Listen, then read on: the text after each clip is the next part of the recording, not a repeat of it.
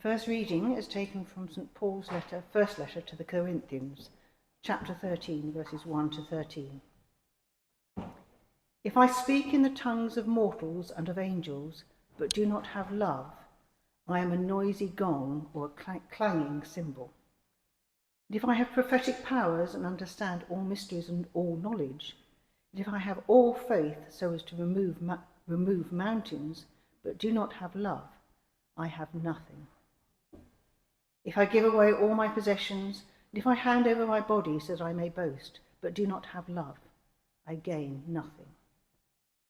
Love is patient, love is kind. Love is not envious or boastful or arrogant or rude. It does not insist on its own way. It is not irritable or resentful. It does not rejoice in wrongdoing, but rejoices in the truth. It bears all things, believes all things, hopes all things, endures all things. Love never ends. But as for prophecies, they will come to an end. As for tongues, they will cease. As for knowledge, it will come to an end. For we know only in part, and we prophesy only in part. But when the complete comes, the partial will come to an end. When I was a child, I spoke like a child. I thought like a child. I reasoned like a child. When I became an adult, I put an end to childish ways. For now we see in a mirror, dimly, but then we will see face to face. Now I know only in part, then I will know fully, even as I have been fully known. And now faith, hope and love abide, these three, and the greatest of these is love. This is the word of the Lord. Thanks be to God. Hear the gospel of our Lord Jesus Christ according to Luke.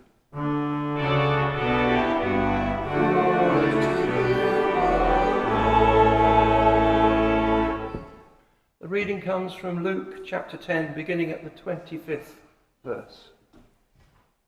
Just then a lawyer stood up to test Jesus. "Teacher," he said, "what must I do to inherit eternal life?" He said to him, "What is written in the law? What do you read there?"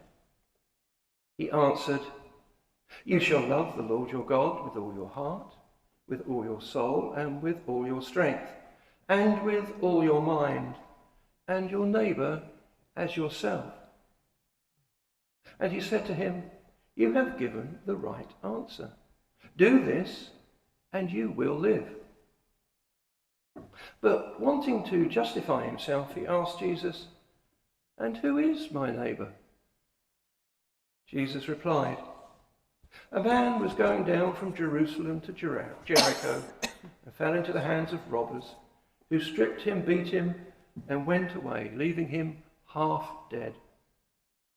Now by chance a priest was going down that road, and when he saw him, he passed by on the other side.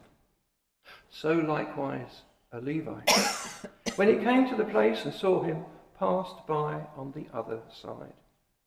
But a Samaritan, while travelling, came near him, and when he saw him, he was moved with pity. He went to him and bandaged his wounds, having poured oil and wine on them. Then he put him on his own animal, brought him to an inn, and took care of him. The next day he took out 2 denarii, gave them to the innkeeper, and said, "Take care of him, and when I come back I will repay you whatever more you spend." Which of these 3 do you think was a neighbour to the man who fell into the hands of the robbers? And he said, "The one who showed him mercy." And Jesus said to him, "Go and do likewise." This is the gospel of the Lord.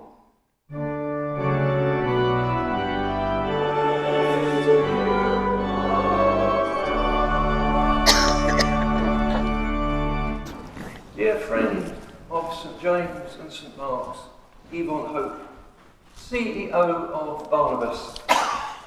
She will tell you what Barnabus does if you don't already know, and she will obviously hopefully tell you a little bit about their work.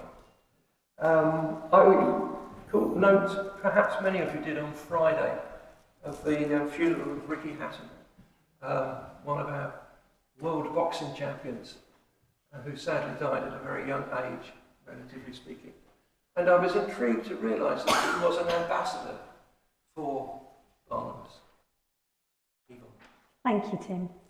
It's so nice to come back to share. I only come every couple of years, and yet I feel I know so many of you as friends, so thank you for having me.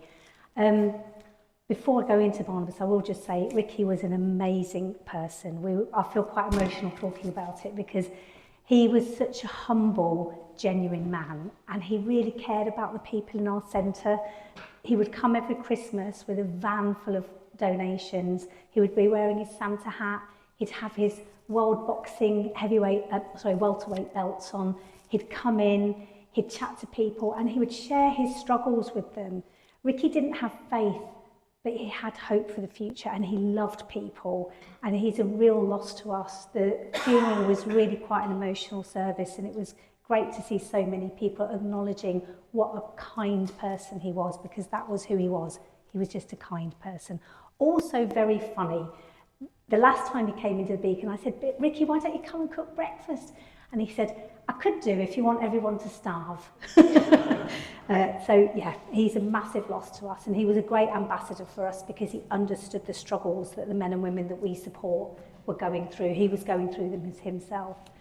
So good morning, everyone. I'm really privileged to be here. Some of you know me very well, some of you don't know me at all. So let me just start by explaining who Barnabus is, what we do, why we exist. We have been running for, very sadly, 34 years now.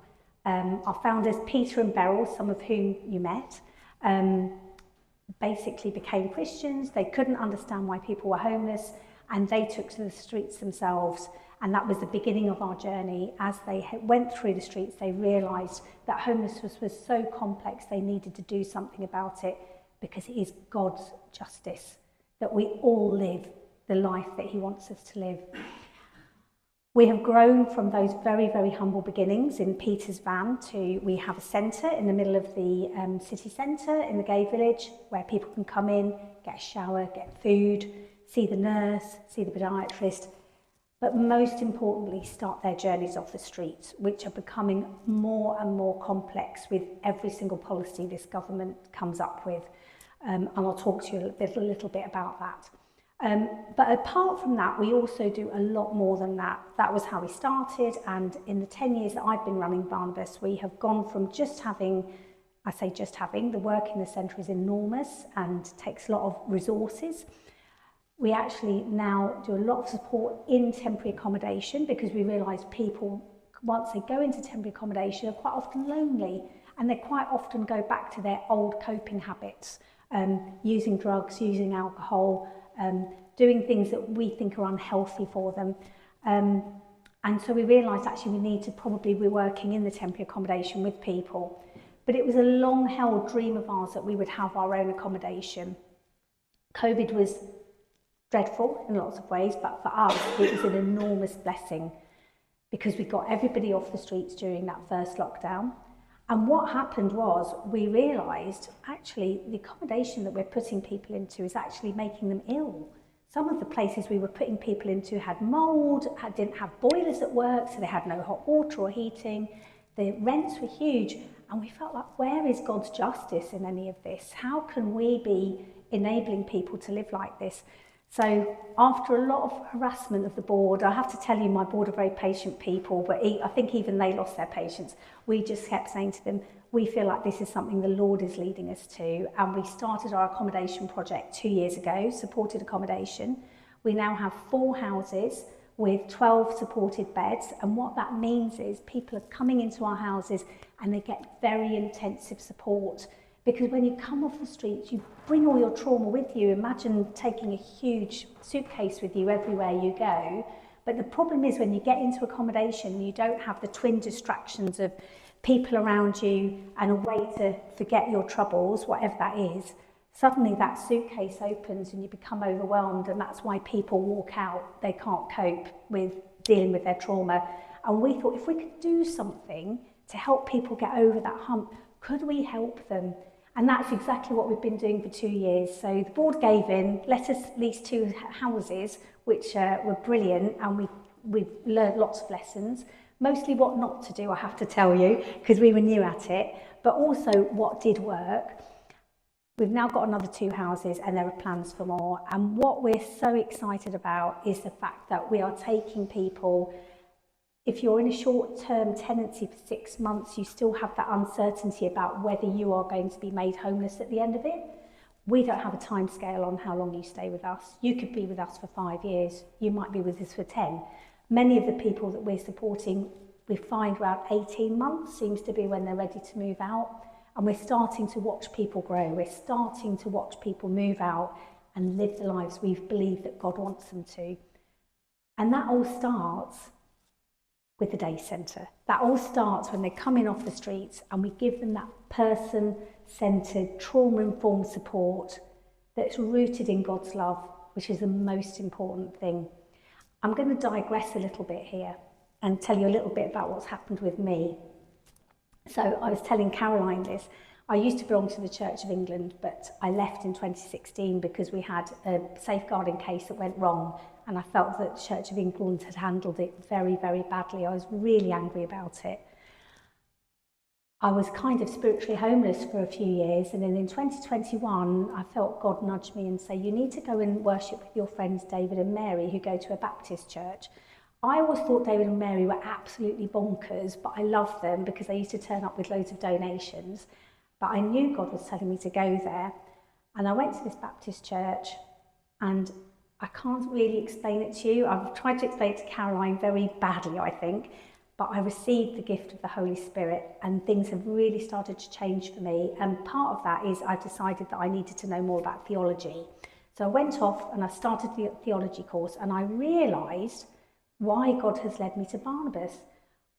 The more I learned about justice and righteousness, the more I realised, isn't that why we follow God? It's not just love. Love is wrapped up with justice and righteousness. You can't have one without the other. And in fact, all the way through the Bible, if you look at love, it often comes with justice and righteousness because they're inseparable. And I realised that's exactly what we do at Barnabus. We don't want people to be on the streets. We don't want them to live lives where they have no hope. We want them to have hope for the future. And it isn't just about house, is it? It's about your heart, and it's about where you're going. And we realise that actually that's what motivates us all every day in some of the worst circumstances. In the 10 years I've been leading Barnabas, this has probably been the worst year. But why do we get up every day? Because we believe in God's righteousness and justice, and we want to extend that to the men and women that we support, who often from their very earliest days have grown up with no justice, have grown up, as in the words of the hymn, in a spiral of injustice, which has led to the streets. So a little bit of digression there, because what we realised was we had kind of been perpetrating the homelessness thing. We'd kind of been saying to people, come in off the streets, but we weren't dealing with the root causes about why they were homeless. And the houses have allowed us to do that. The houses have allowed us to go in deeper and be able to talk to people about why they became homeless. Some of the stories are heartbreaking. So, I pay for counselling for all my staff because it's a tough job. Some of the stories, you just know from the very beginning that person was going to end up on the streets because there weren't the services and there wasn't the funding to get that person away from that. And some of them, you just don't understand how people turn up on the streets. And I'm going to tell you a story about someone at the end. We knew then, actually, we need to change everything we do. And we need to become much more person-centred. So we need to do something that feels really not intuitive. We need to work with less people. Now, you might think at a time of rising homelessness, why on earth have you done that? That's completely the wrong thing to do. You need to help as many people as you can. But we realise that a lot of the people we see are not ready to go into a home yet. I call it not reaching the bottom. It's a very strange concept, but for some people, they have further to fall before they know that they have to change. We can't make them change. We could want to put them in a home, but for some of those people, they don't actually believe they deserve a home. They don't actually believe they deserve a life. We have to walk with them on the whole journey. And when I was explaining this to the team, I could see them all nodding. They all knew it because they'd all been on that journey with people. So as a result, we're now in the centre, and for those of you who came in 2017 and saw the chaos of 90 people coming into a tiny little terraced building in the centre of Manchester, 80 people in the morning, we only see 8 people an hour. And the reason is because we need to sit with each one of those people and we need to be able to talk to them in depth about why are you homeless and to help them start the journey. Doesn't work for everybody. Some people will walk out in a temper, some people just can't deal with it. But what we've noticed is a lot of people will come back and they'll say, I wasn't ready to hear that story then, but I am ready now and I want to start the journey. And we warn people and we say, you might not be able to do it the first time, you might not do it the second time, but we'll be with you all the way.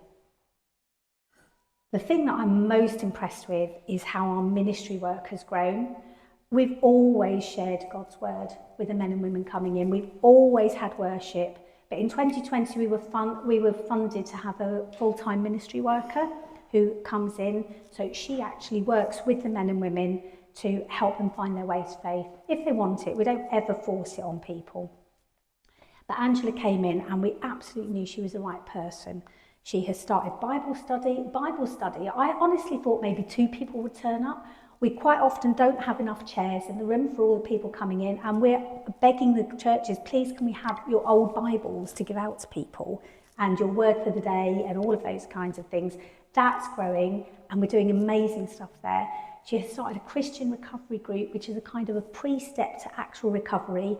People who are ready to start thinking about what does life look like for me if I don't live on the streets anymore and I don't do what I'm doing. I don't beg, I don't use the substances I need to forget the trauma that I'm in. And her worship sessions are incredible. Once upon a time, we used to think it was a great day if we had 2 people in a worship session. Now the entire beacon is full and there's often people waiting to come in, and there's people who come in who've never come to this charity before, but they've said, I've heard about your worship session and walking in. So I know God is doing something different, and I can't help thinking it is something to do with the fact that we've acknowledged that what we are doing is trying to deliver God's justice and righteousness to the men and women who never had any justice and righteousness in their lives. So I do want to tell you a story rather than just quote. I've got loads of figures, I'll quote them to you later when you've got bored of me. But I do want to tell you about Michael, who's come to work with us.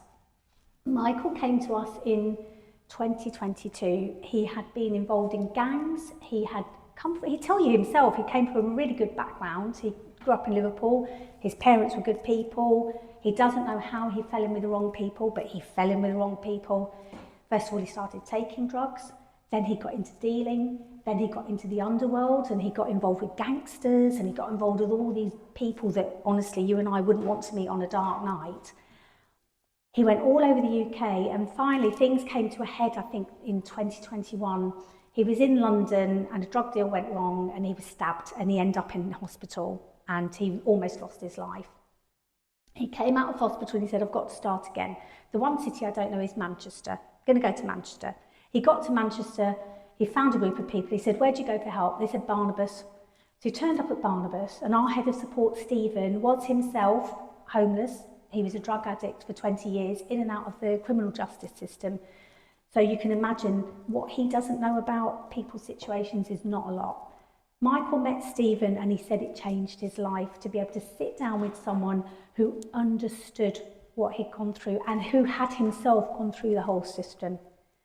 So the first thing Stephen said, if you're really, really certain about this, the first thing you have to do is go to rehab. And I don't want to see you for a year because I want you to be all the way through rehab before you come back. We didn't see him. We assumed he'd gone back to whatever he was doing. And then a year later, in 2023, he came back and we didn't recognise him. And he said, it's me, Michael. And the only way we recognised him was because of his voice. He'd put on weight, he'd lost all the sores from using crack. He was a completely different person. And when we saw him, he was kind of, I can't really describe it to you, a bit dead behind the eyes. He had a sparkle in his eyes. And he said, I want to put my life back on track and I think you're the people to do it. It's the first time anything's gone right for me, but I've done rehab and I'm ready to go. I said, wow, that's amazing. Well, why don't you come and volunteer in the centre? We'll find you somewhere to live. We'll put some support around you. So we did all of those things. And in 2024, I said to Mike, you're doing so well, why don't you become our peer mentor coordinator to help all the other people who have been homeless who now volunteer in the centre? You're doing so well, why don't you be the person who manages all of that? I couldn't do that. No, I'll just mess it up. And I said, what if we helped you all the way? What if you had that support? Do you think you could do it? He said, why would you give me a job? He said, I used to deal heroin and crack to the people outside here. I have done some horrific things. And I said, Michael, we've all done horrific things. Maybe I didn't deal heroin and crack, but you know what? I used to have a career in marketing, which involved a lot of lying. How is that different to what you did? There's no hierarchy of sin. What I did was just as bad as you. He sat down, he said, can I have a think about it? Yep, no problem, Michael. Go away, have a think about it. Go and have a chat to the guys if you want to. He came back a couple of weeks later, he said, I'm going to give it a go. I'm really scared of it, but I'm going to give it a go because Stephen has said he's going to help me. I said, great stuff. Can't wait for you, Michael. He did a brilliant job. And then this year, the team came to me and they said, he's ready to join the team. I said, as a paid employee? And they said, yes. So I said, okay, well, what could go wrong? Let's give him a 6-month contract and see how he does. Michael is doing so well that we're going to give him a full-time permanent contract. He has come in and he has absolutely gone all the way through our system. He's been in our supported houses. He's now supporting those people in the supported houses with their recovery journeys. And we're ready for him to become a fully fledged support worker. We're going to pay for all his training. We're going to pay for him to do all the things he needs to do because we know this is where he's meant to be. And he said, I truly believe it's God who led me here. How did I end up at Barnabus? A little charity that nobody knows about except for the rough sleepers. But he said, I knew when I walked through the door, I had found somewhere that was going to change my life. I'm getting quite emotional thinking about it. Michael is our evidence that our approach works. So when we get funders coming to us saying, well, what on earth are you only helping 8 people an hour for? Michael is our evidence. We put all that time and effort into Michael, and yes, it cost a lot of money. When we sat down and worked out how much money had gone into Michael, we were like, that's a lot. How are we going to get funding? But actually, I said, there's a story here for the funders. The story is your light touch, give us this amount because we're going to help hundreds of people. That didn't work. But actually, your funding, if it costs me £8,000 per person to go all the way through, it's a lot more than that, by the way. But we get somebody to the end. Isn't that what we're meant to be doing with the money that we're given? Isn't that the best use of the money if we can actually help people to turn their lives around? I'm so excited because I feel like this is the beginning of a new way forward for Barnabus. We're doing something very different. Everybody's very interested. We've had lots of people come and visit us and why is what you're doing working? I don't think it's just because we decided to change it. I think God is doing amazing things for us in the way that he did for Peter and Beryl. We've got people coming forward and saying, I want to know more about why what you do works. We've got people from government interested. You know, I'm very gobby. So the government are always finding out for me because I'm always ringing them up and say, why don't you come and visit us and see what we're doing? The local authority, I have a very good relationship with them. I chair the strategic partnership. They're all interested. What are you doing? All the other charities are coming saying, what are you doing that's different? Well, what we're doing that's different is we've put God's love, righteousness and justice at the heart of it. It always was there, but maybe we weren't quite as explicit about it as we have been in the last couple of years. And I think that's because God has changed our hearts. God has changed our hearts from just wanting to be able to provide relief to saying to people, actually, we believe in more than that for you. We believe in you.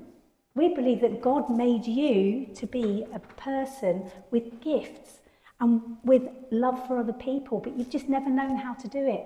Let's walk with you for as long as it takes.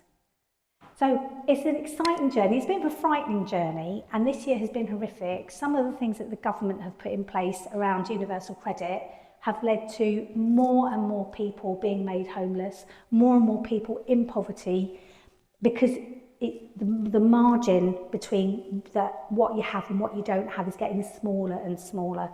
And the way that the universal credit system works is punitive. It's not designed to help you. It's designed to keep you in poverty. Is the result that after 10 years, I can't see any other difference. But we're saying there's a way out. You don't have to live like that. You don't have to rely on food banks. You don't have to even rely on universal credit. You can move on, and the people in our supported accommodation are proving that. So of the, I think it's 14 people that have been in the supported accommodation, 4 have moved on. They're all working. They're all in their own tenancies. They still get support from us, but they don't need it as much. Tends to be on the end of the phone because they're busy working. We've got more people asking to come in. I've heard about your supported accommodation project. I want that. I want to have my own home. I want to go to work. And we're seeing a change. We're seeing a change in people that we never expected to see a change in. There's a lovely lady who we love. We just could not get her to stop using drugs. But she came in last week and she said, I'm sick of it. I don't want to do this anymore. I want to go into one of your houses. And we thought, maybe it's time for a women's house. Maybe it is time for us to have a ladies' house.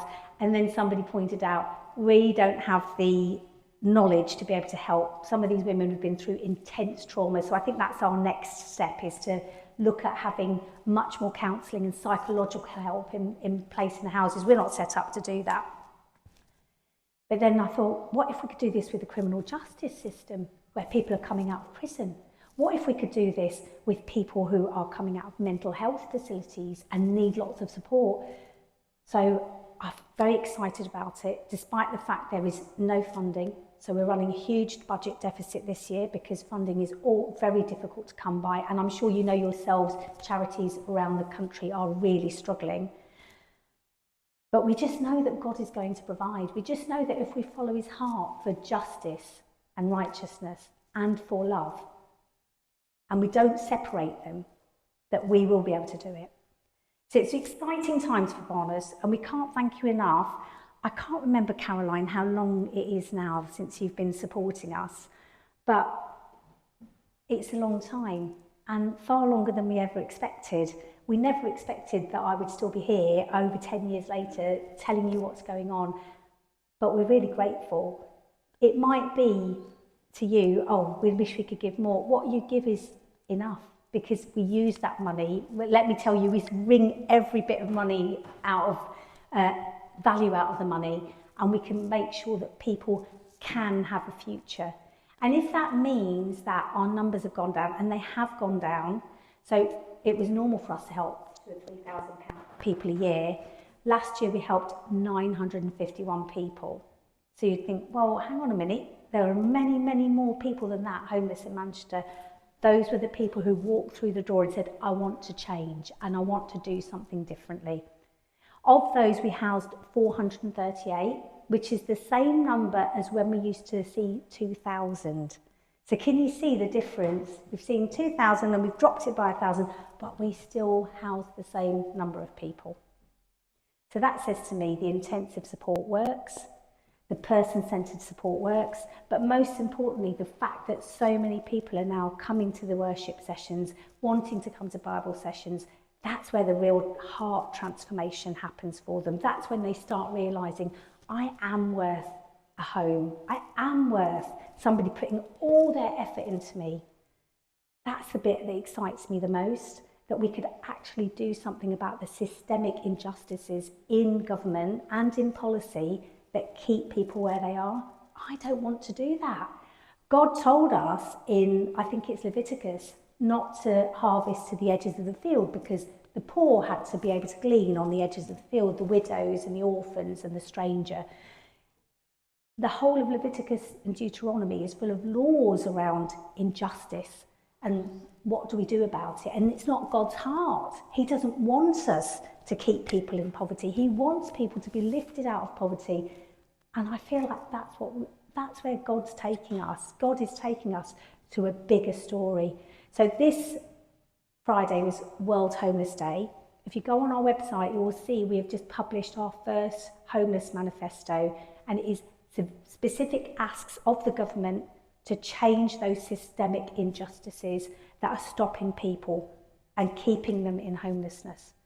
It's an enormous read. You probably need 4 cups of tea while you read it and a chocolate bar, but it is a brilliant read. It was written by Alicia, who is one of our caseworkers, and she also does policy for us. It's a brilliant read, and if you really want to delve into why people are stuck in homelessness, it will explain it to you in great detail. And we kept the detail in there because we realised we tried rewriting it 4 times. The more detail we took out, the less it made sense.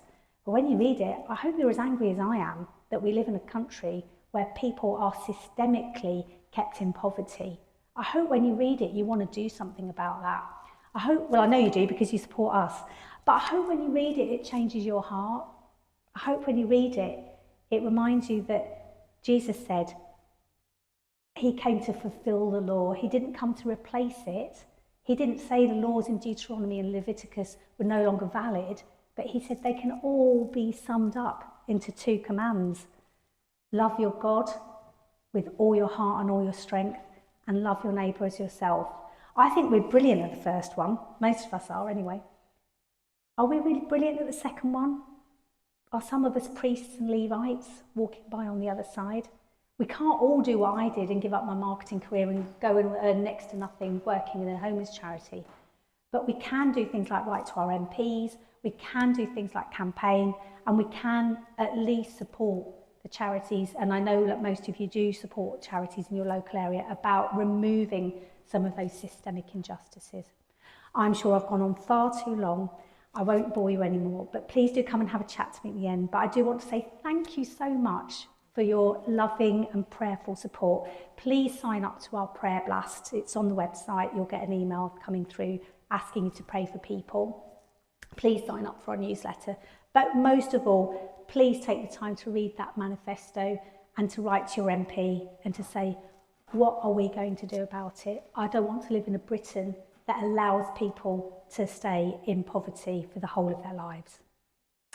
Thank you so much. We don't normally clap at the end of a sermon, but I think we should today. Thank you. Thank you, darling.